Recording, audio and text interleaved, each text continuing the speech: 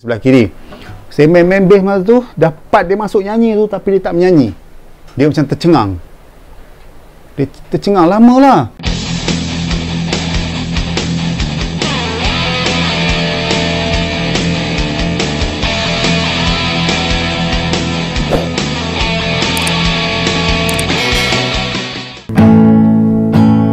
Bayangan wajah ayu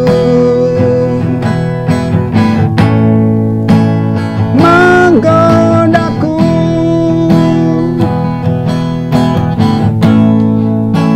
siapakah dirimu, kemana haluanku, menjelmalah sayang dalam mimpi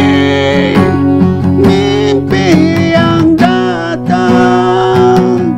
Assalamualaikum sahabat Maya Ajam Star TV. Syukur Alhamdulillah berjumpa lagi kita di sini Jalan Rockers Ajam Nisa Rockers Tera tak Tera. Selamat menjalani ibadah puasa kepada semua yang beragama Islam di bulan Ramadan yang mulia ini. Semoga ibadah kita diterima oleh Allah Subhanahu Wa Taala. Siri yang menceritakan kisah perjalanan saya bersama Kumpulan Melissa. Ini siri yang ke-63 Masih berkisar lagi kisah antara saya dengan Faris, dengan Ozzy dan juga Arwah Razi. Masa ni album yang kedua, album Kalimat Rock. Sambungan pada minggu lepas. Minggu lepas kita orang show kisah show di Tasik Chini kan. Brother Manula yang tolong kita orang kan. Nasib baik Brother Manula tu ada. Terima kasih kepada Brother Manula. Jasa dia memang jasa mu dikenang. Tak tahulah Brother Manula sekarang ni ada lagi ke tak ada lagi di Fedan Tasik Chini tu. InsyaAllah kita harap semoga dia masih lagi ada di sana Semoga dia panjang umur dan dimurahkan rezeki. Okey, menyambung pada cerita siri yang ke-62. Ini siri 63. Selepas show tu Kumpulan Melissa dah bergerak sendiri dengan van sendiri, van Kak Zai yang kita orang sewa secara mingguan. Kadang-kadang kita orang sewa secara bulanan sebab show dah banyak kan. Dalam pada masa tu kita orang show sana sini, saya dengan Boy, dengan Ozzy, dengan Arwah Razi, tiba-tiba kami dikejutkan oleh satu berita yang mengejutkan kami lah. Masa tu Bob dia balik Penang, dia telah didapati kemalangan. Dia kemalangan motosikal. Dia naik motor kena langgar dengan van daripada belakang. Kaki dia patah, memang teruk lah, dia aksiden teruk lah. Dia Bob masa tu memang teruk, aksiden ICU. Memang patah kaki apa semua, jadi kita rasa terkejut lah. Masa tu kita nak tengok pun, masa tu kita tak ada show kat belah-belah utara. Kalau nak pergi sana pun ialah costing apa semua, jadi kita tak pergi tengok. Memang tapi kita dapat tahulah memang Bob kena aksiden dekat kampung dia, dekat Batuas. Jadi masa tu tempat dia digantikan oleh D adik kepada Ozzy. Masa tu D pun kebetulan dia ada lesen memandu. Jadi D ni secara tak langsung bawa show kita orang, dia selaku driver, kru apa semualah. Masa tu lepas pada show tu, nampaknya keadaan Melissa makin banyak show sana sini. Lepas tu satu hari tu Brother Dino panggil kita orang pergi ke studio TV3 Jalan Liku Bangsa. Masa tu untuk rakaman muzik-muzik TV3. Muzik TV3 untuk album kedua kan. Pada asalnya kita orang target, company kita orang target memang lagu simfoni dengan lagu Memikat Cahaya lah. Lagu simfoni, lagu kedua, target lagu kedua, lagu Memikat Cahaya memang lagu target kita orang. Jadi kita orang pergi masa tu memang kita orang target, kita orang praktis lagu simfoni semua kan. Senja kala menyulamkan warna indah di sebalik mega, tirai rambutmu pun terbuka ditiup angin sepoi bahasa. Masa ni kita nak buat rakaman di studio TV3 Jalan Liku Bangsa, lagu simfoni lah dengan Kak Anita semua, saya, Faris, Arwah Razi, Ozzy dengan Kak Anita. Tapi tipenya di situ masa tu kita orang kebetulan serentak dengan kumpulan masa Scarecrow dengan Arwah Zul dengan kumpulan masa lah. Masa tu orang untuk kumpulan masa ada 5 orang. Masa album kedua juga. Lagu dia apa, Persandingan Abadi ke apa, saya pun tak ingat lah. Jadi bila kita sampai kat studio tu, Kak Laziza tu, dia punya penerbit tu, dia kata korang bawa lagu Impian Cinta, bukan lagu simfoni. Jadi kita orang terkejut lah kan. Lagu Impian Cinta ni lagu ciptaan Nora Razi, bukan ciptaan Rusi Selasih. Tapi tak macam mana, jadi kita rasa confused. Kita orang terkejut. Saya, Kak Anita pun terkejut. Jadi saya tanya Kak Anita, macam mana Kak Anita tiba-tiba kenapa tukar lagu tu kan? Entah, dia kata. Lepas tu dia telefon Abang Dino. Lepas tu Abang Dino cakap, tak apalah, Kak Laziza tadi dah call, dia kata tukar lagu lah, lagu yang major lah, lain sikit, lagu Impian Cinta. Jadi on the spot, kita pun tak praktis tak apa lagu tu, tapi nasib baik kita ingat lagu tu. Jadi kita main lah lagu tu untuk rakaman muzik-muzik TV3, lagu Impian Cinta. Seraut wajah yang sering menjelma di dalam mimpiku, sering mengganggu dengan senyumanmu, membuatku rindu. Lagu ni lagu ciptaan Aura Razi. Jadi bila lagu ni dicalonkan dalam muzik TV3, Aura Razi ni rasa macam teruja lah. Dia kata, ui, lagu aku masuk bertanding, best ajak dia. Saya cakap lagu ni memang lagu ciptaan Aura Razi 100% dengan lirik dia sekali. Jadi saya rasa bangga lah. Dia kata, tak apa skop kalau lagu ni menang. Cakap ada chance lah kan, manalah tahu menang kan. Jadi rakaman tu pun berlangsung lah lagu tu.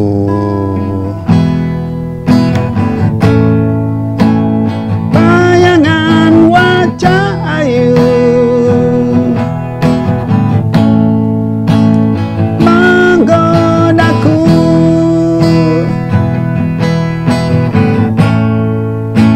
siapakah dirimu, kemana lamunanku menjelmalah sayang. Jadi selepas habis je rakaman tu, lepas tu kumpulan masa pun buat rakaman juga masa tu.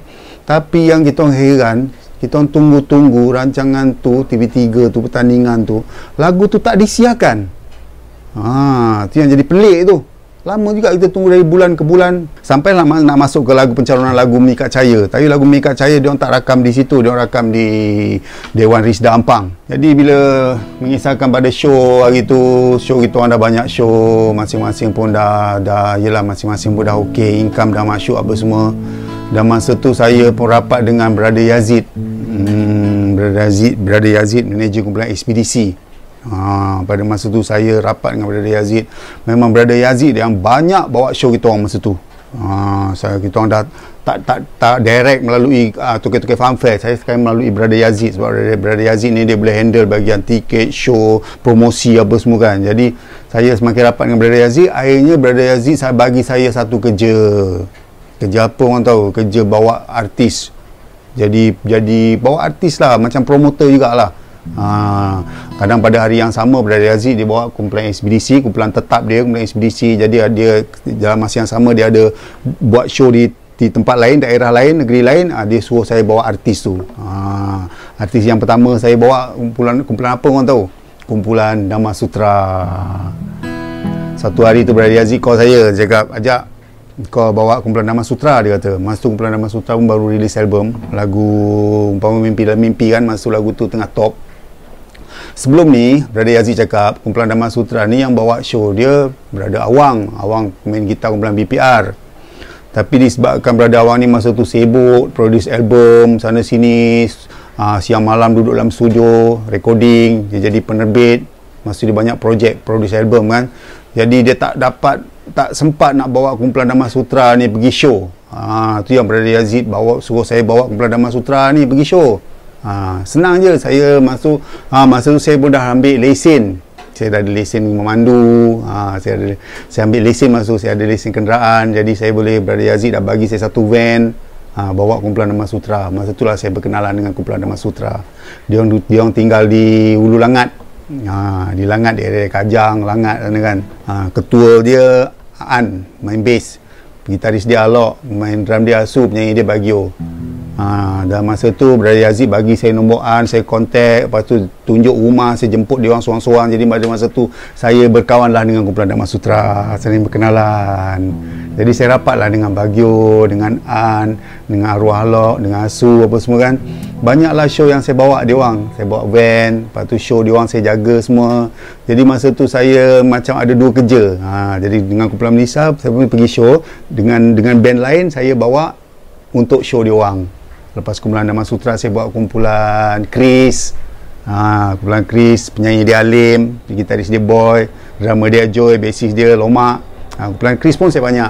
Itu semua bawa anjuran Brother Yazid lah. Brother Yazid yang bawa show-show dia orang. Jadi pada masa tu saya berkenalan lah. Saya jadi ramai kenal dengan artis lah. Saya berkawan rapat dengan kumpulan Chris, berkawan rapat dengan kumpulan Dhamma Sutra. Jadi pada masa tu memang hubungan tu memang rapat lah. Pergi show dia orang semua. Ada masa-masa saya kena bawa juga kumpulan ekspedisi. Kadang Brother Yazid contoh show di Batu Pahat kan, malam ni dia show Dhamma Sutra, besok show ekspedisi, dia tak balik. Dia suruh kumpulan Dhamma Sutra tu saya bawa balik, lepas tu besok saya bawa pula kumpulan ekspedisi. Jadi pada masa tu saya lah berkenal dengan Izo, dengan Amy, dengan Zua, dengan Mael, show-show dia orang. Jadi saya kat situ saya dapat satu pengalaman lah, satu pengalaman, pengetahuan di mana show dia orang ni macam mana cara dia, ekspedisi, dia main soundcheck dia macam mana, peraturan dia main muzik macam mana, kumpulan Dhamma Sutra macam mana, kumpulan Chris macam mana. Jadi kat situ saya satu pengalaman pada saya. Tu yang seronok daripada masa tu. Masa tu tengah hangat-hangat album Kayu Mak Rock. Masa tu lah kumpulan Chris, kumpulan Dhamma Sutra, ada lagi 2-3 kumpulan saya tak ingat, kumpulan apa saya tak ingat. Tapi yang saya selalu kerap saya bawa kumpulan Dhamma Sutra dengan kumpulan Chris dan kumpulan ekspedisi. Itulah 3 kumpulan tu lah yang selalu saya bawa. Lepas tu show pun dah semakin banyak masa tu. Tapi selepas kejadian pergaduhan masa dekat Tasik Chini tu, saya tengok Arwah Razi dia jadi macam dia slow sikit lah. Ada sikit perubahan pada dia lah. Jadi kalau kita pergi show selalu D yang bawa kan, adik Ozi, siapa nama dia, Rasidi kot tu, dia panggil D kan, dia drive. Jadi saya dengan Razi duduk belakang, dia banyak cerita tentang agama. Razi ni perubahan dia kat situ selepas pergaduhan, lepas apa sebenarnya. Masa tu kita memang mewah masa tu, mewah dengan show, dengan apa, duit pun banyak. Saya dapat show pun duit separuh bagi mak, separuh saya belanjakan, main snooker lah apa, nak beli seluar apa semua. Kita memang mampu beli semua, termasuklah Boy dengan Ozi semua kan. Jadi kita memang senang. Jadi dalam masa tu, dalam kemewahan tu, Arwah Razi nampak sikit perubahan dia, macam banyak bercerita tentang agama. Kalau pergi show, dia selalu cerita pasal agama, dia cerita pasal Quran, hadis apa semua. Jadi kat situ macam saya, Faris dengan Ozi ni timbul rasa macam pelik macam satu kelainan. Kita orang tertanya-tanya, rupanya kita orang tak sangka yang Arwah Razi ni rupanya orang yang berilmu dalam agama.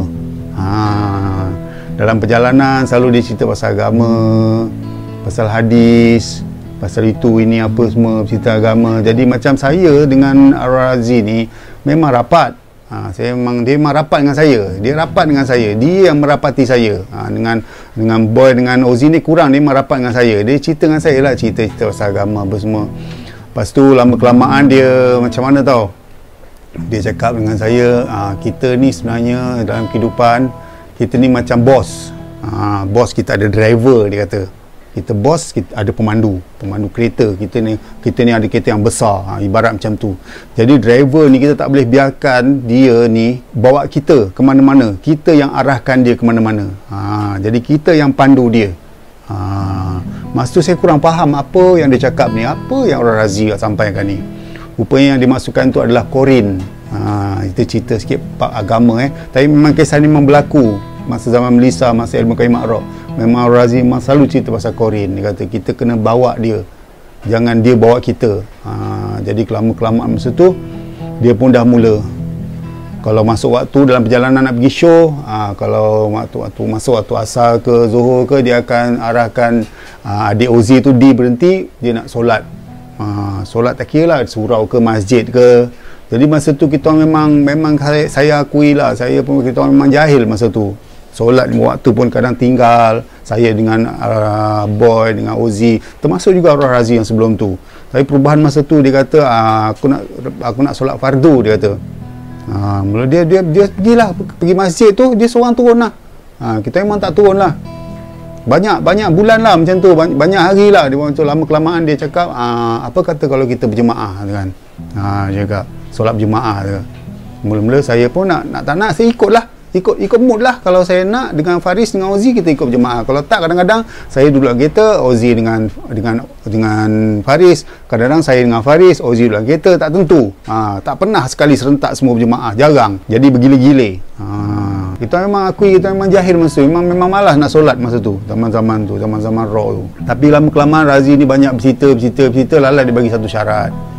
Dia kata macam ni lah, dia cakap, aku rasa setiap kali masa waktu aku nak kita solat berjemaah, tak kira lah aku nak seorang, dia kata.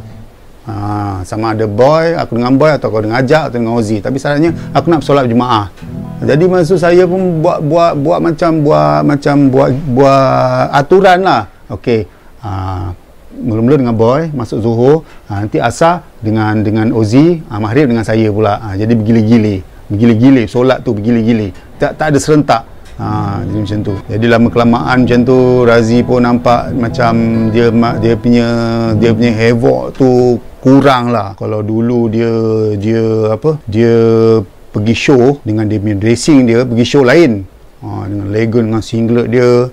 Tapi lepas tu dia pergi show pun, dia punya pakaian tu, kalau nak pergi show pakaian dia kemas, pakaian sopan, pakai kemeja, long sleeve. Nampak perubahan pada dia lah.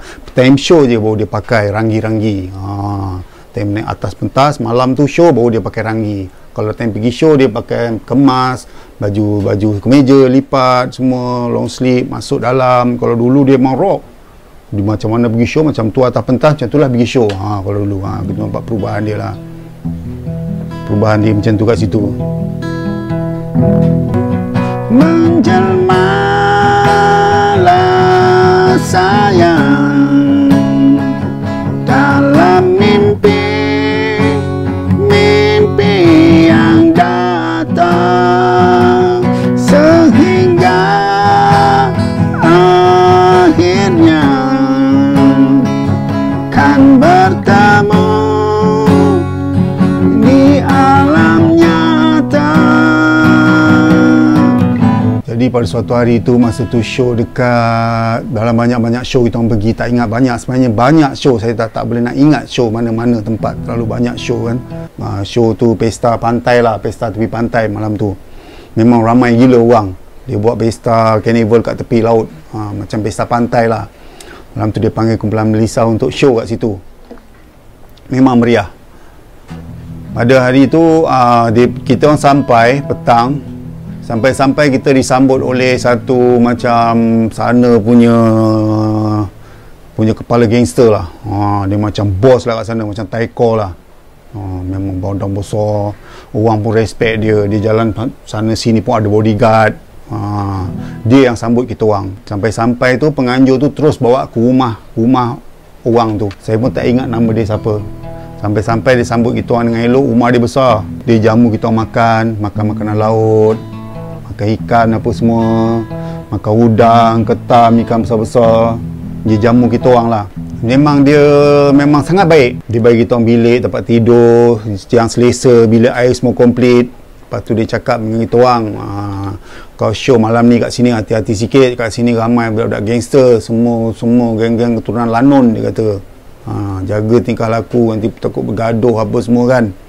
Jadi kita dengar lah kata brother tu, Pak Long apa kita panggil, tak ingat lah siapa nama dia, tapi dia memang gangster lah, badan dia besar. Kita orang bersiap-siap kat rumah dia. Malam tu show, dia yang bawa kita masuk dalam pentas. Ramai gila malam tu orang. Memang ramai, penuh pagar sampai ke depan, sampai hujung pagar penuh. Depan tu laut, lepas tu stage penonton, lepas tu pulang tu laut. Kita show kita orang menghadap ke laut. Start lah show malam tu. Memang seronok lah malam tu. Memang havoc lah. Memang best gila lah malam tu. Ramai orang. Jadi semasa tengah nyanyi tu, Masa tu lagu daripada album Pedu Kumpulan Lisa, lagu Cengkaman. Saya pun tak ingat lagu dia macam mana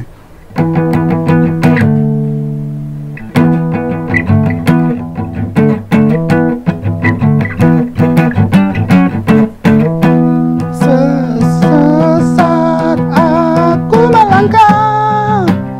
Maksud lagu tu lah, lagu Cengkaman. Cuma tak apa ingat, tak lama tak main lagu ni kan. Masa tengah main lagu Cengkaman tu, tiba-tiba masa tu dia tengah nyanyi tengah best lah, dengan banging apa semua kan. Lepas tu tengah part solo tengah tu, masa tengah solo tu, boy tengah solo, part solo tengah, solo, tiba-tiba nak masuk nyanyi, Arwah Razi dia tak menyanyi. Dia pegang mic, dia cengang macam ni. Wire tu dia pegang, mic tu dia pegang, wire mic tu dia pegang ni macam ni. Dia lopong, dia macam nampak sesuatu. Saya pandang dia, saya kat sebelah kiri dia, boy kat sebelah kanan dia. Dia memang tempat boy memang sebelah kanan, Razi tengah, saya sebelah kiri. Saya main bass masa tu, dapat dia masuk nyanyi tu, tapi dia tak menyanyi. Dia macam tercengang. Dia tercengang lama lah. Jadi kita jalan juga, jalan muzik, jalan stay satu chord kan. Jalan, lepas tu dia macam terpana tau. Lepas tu saya pergi rapat dia, saya sigong apa, baru dia tersedar. Lepas tu dia nyanyi balik lah. Dia nyanyi balik, tapi dia nyanyi tak apa-apa, masuk kat mana jadi lari tempo lah. Lari tempo, lepas tu dia kejar balik. Dia jadi macam rapu-rapu lah, nak dapatkan part tu kan. Lepas tu dapat balik part tu, nyanyi balik dapat. Jadi kat situ nampak lah macam silap. Tapi orang tak perasan lah, sebab orang ramai masa tu kan. Kita layan. Saya rasa pelik lah malam tu. Dia macam terpandang sesuatu juga. Saya tengok macam ada orang gaduh ke apa ke. Cara dia nampak tu, saya tengok cara dia nampak orang tengah bergaduh. Macam orang tengah, dia macam terkejut, terlopong tenganga macam tu. Jadi malam tu show jalan-jalan, lepas tu dia slow sikit lah. Lepas perkara tu dia slow sikit. Dia tak ada nak banging, nak melompat-lompat. Dia Arwah Razi ni kalau show dia melompat, panjat drum lah apa semua, melompat sana melompat sini. Dia melutut lah apa, kadang-kadang memang showmanship dia memang kau-kau lah kan. Apa lagi bila ramai orang kan. Tapi lepas kejadian tu dia slow. Dia taklah nak ni sangat, nak beria sangat. Sampailah habis show malam tu macam biasa. Kita orang payment pun dah ambil. Lepas tu Abang Long tu, Pak Cik tu, Bonzer tu, yang bos tu, Taiko tu, ajak kita orang balik rumah dia. Dia jamu kita dengan buah-buahan. Malam tu makan buah-buahan, durian lah apa, macam segala macam buah ada. Dia suruh kita mandi-mandi dulu. Dia tanya nak makan malam ke? Dia kata tak apalah, kita lepas show tadi dah makan kenyang sebelum show ni. Lepas show kita nak makan ringan-ringan lah. Dia bilangkan lah buah, durian apa semua. Kebetulan masa musim durian kan. Sembang-sembang. Keluarga dia pun baik, anak dia pun ramai. Sembang-sembang, kita orang satu family duduk. Rumah dia besar kan. Sembang-sembang, lepas tu dia pelawar lah, kita orang tidur kat situ. Bilik rumah dia besar. Bilik tu macam ada 5-6 bilik. Memang bilik kosong. Memang bilik untuk tetamu kan. Jadi masa tu saya dengan Boy, dengan Ozzy macam nak juga tidur situ. Tapi Arwah Razi cakap, dia cakap tak apalah, kita nak balik malam juga, minta diri sebab ada hal penting besok. Saya ada urusan keluarga dengan kakak saya. Jadi tanpa kita orang tahu, tanpa saya tahu, tanpa Faris tahu, tanpa Ozzy tahu, dia sendiri yang buat statement macam tu, dia yang cakap macam tu. Jadi kita ingat, oh mungkin betul lah kan, mungkin dia ada hal keluarga. Jadi kita pun tak boleh nak kata apa, ikutlah kata dia. Jadi orang tu pun dia kata tak apalah, kau nak balik malam ni berhati-hatilah. Lepas tu kita mandi-mandi apa semua, dia bekalkan kita buah apa semua. Lepas tu kita mau balik malam tu juga kita bertolak. Dalam perjalanan tu masa nak bertolak tu si Faris ada tanya, tak letih ke skop? Dia kata nak balik jauh Mersing ni, kata kenapa tak tidur sini dulu? Tak apalah, aku nak balik, dia kata. Baik terus. Lepas tu malam tu saya memang nampak perubahan pada Arwah Razi. Memang nampak perubahan dia lain. Dia banyak diam. Lepas tu dia banyak termenung. Lepas tu dia giling kepala. Termenung, lepas tu dia giling kepala. Lepas tu saya pun rasa pelik lah kan. Dalam perjalanan tu saya tanya dia, duduk kan, masa tu saya biarkan dia lama duduk diam. Masa tu D bawa kereta, bawa van, saya gila-gila dengan D lah. Saya bawa, D pun bawa, kadang bawa. Jadi kebetulan masa tu dah sampai dia dekat pertengahan jalan lah, sampai dekat Muar ke macam tu, belah-belah Melaka nak masuk ke KL kan, mengalir ke KL. Saya sempat berbual dengan dia. Saya tanya, kenapa skop? Kata kan. Barulah dia buka cerita. Dia buka cerita. Aku tengok tadi kau tak nampak ke? Dia kata. Apa dia cakap? Aku nampak orang kena siksa kat tengah-tengah orang ramai tu. Orang kena libeh dengan rantai berapi. Aku nampak macam api neraka, orang kena siksa kat situ. Kau biar betul skop. Saya cakap dengan dia, mungkin kau punya lamunan kau punya hayalan. Tak aja, aku nampak real aja. Memang real aku nampak, dia kata. Saya jadi macam percaya tak percaya. Saya rasa mungkin dia igawan dia kan. Tapi cara masuk ke atas stage tu, masa dia nampak tu, saya nampak memang dia lain. Memang dia pelik sikit, dia macam tergamam. Mulut terlopong, terkaku terus. Lepas tu dia cerita lah, aku nampak je orang kena siksa, kena libas apa semua. Macam kat api neraka. Ada satu orang pegang rantai, kata pukul, dia kata orang tu minta ampun. Alah, itu hari gawan je lah skop. Lepas tu, telah aku cerita dengan kau apa yang aku nampak, dia cakap kat saya. Sepanjang perjalanan lah, dia tak tidur dengan tu. Sampailah ke Kampung Pandan, tempat rumah dia. Maksud saya hantar dia dulu. Kita memang saya cakap dengan Faris, cakap dengan Ozi, cakap hantar skop dulu lah, cakap. Lepas tu turun pada van tu, kat Kampung Pandan tu, kat rumah dia. Dia ambil beg apa semua. Masa tu duit pun dah bagi-bagi dah kira. Lepas tu dia cakap dengan saya, ajak lepas ni kau cari penyanyi lain lah, dia kata. Cakap dia selamba bersahaja. Ajak lepas ni kau cari penyanyi lain lah, aku tak nak nyanyi dah, dia cakap. Siapa boleh nyanyi kau panggil nyanyi lah, dia kata. Saya rasa macam gurauan, jadi saya tak ambil pot lah, dia kata. Tak apalah skop, esok ada show kita jalan lah, dia kata. Tak apalah, kau standby penyanyi lain lah, dia kata. Aku dah tak nak nyanyi dah, dia kata. Saya rasa 50-50, apa yang dia cakap tu betul ke tak betul ke, atau saja gurauan. Sebab Razi ni kadang dia suka bergurau. Ada masa-masa dia suka bergurau. Jadi lepas kejadian tu, esoknya tu selang 2-3 hari ada show di belah-belah mana saya tak pasti, belah Pahang ke Johor, show macam biasa lah. Saya pun call dia, saya jumpa dia, bagi tahu dia biasa kalau ada show saya pergi kat tempat bas mini dia, tempat port bas mini, rumah dia lah, sebab rumah dia tak ada telefon. Saya tak call dia, tempat dia tak ada telefon. Saya kadang bagi tahu dia, kadang-kadang dia dua hari, setiap hari dia akan call saya, Razi ni akan call. Saya pun tak ingat masa sama ada dia call saya ataupun saya call dia, saya jumpa dia. Tapi masa tu saya ada satu show, lepas kejadian tu ada satu show, dia cakap dia memang tak nak nyanyi. Jadi saya rasa macam pelik lah. Betul-betul rupanya dia ni serius, rupanya dia ni tak nak nyanyi kan. Jadi masa saya pun saya bagi tahu boy cakap, skop dah tak nak nyanyi lah. Biar betul, pasal apa ke? Yelah, dia nampak itu kisah ni. Saya pun cerita dengan boy, cerita dengan Uzi apa semua kan.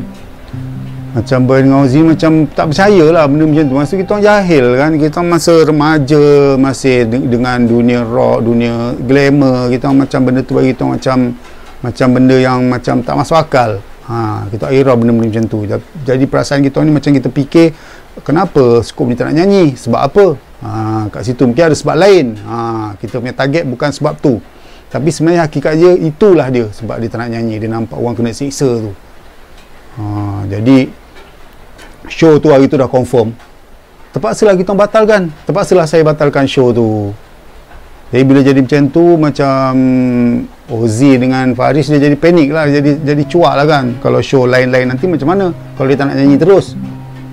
Jadi satu hari tu boy datang jumpa saya, pergi rumah saya kat Balai Polis Pudu. Dia tanya saya macam mana je. Dia kata tak tahulah boy, dia memang dah tak nak nyanyi boy, kata kan. Berjumpa dengan mak saya sekali, mak saya pun tanyalah apa masalah je. Saya ceritakan hal yang berlaku, cerita hal berlaku masa tu boy pun ada sekali dengan mak. Lepas tu boy ni dia tak berputus asa, dia cuba jumpa arwah Razi, dia sendiri jumpa. Tak apalah Jack, aku jumpalah, dia katakan. Aku jumpa balik, aku pujuk dia, katakan. Lepas tu boy pergi sendiri, sebab saya dah tahu arwah Razi ni kalau tak nak, dia memang tak nak. Tapi boy ni pergi juga, dia pergi pujuk pun gagal juga. Lepas tu saya pun fikir macam mana ni, alamak, arwah Razi dah tak nak nyanyi dah. Saya nak tahu kenapa jadi macam tu. Lepas tu saya dah fikir ambil keputusan. Saya pun jumpalah dengan dia di wilayah komplek, meeting lah dengan Uzi, dengan Faris apa semua, dengan Razi, meeting, duduk cerita, slow talk lah apa masalah sebenarnya, apa yang berlaku hingga menyebabkan dia terus tak nak menyanyi, serta merta dia tak nak nyanyi. lepas suruh cari penyanyi lain dalam keadaan macam penyanyi tak ada, memang mati akal lah kita orang nak cari penyanyi lain, memang susah lah. Kalau setakat pemain bass ke pemain gitar, pemain drum tak ada, mungkin boleh cari pemain gantian, tapi dia boleh penyanyi, dia dah tak ada, kita jadi panik lah, jadi macam satu benda yang sukar lah dalam band kita orang ni. Jadi masa bincang-bincang dengan Razi, dia kata macam ni lah, dia cakap aku boleh nyanyi, kata kan. Dia kata tapi lepas ni kalau kita pergi show mana-mana, aku nak kita semua solat berjemaah.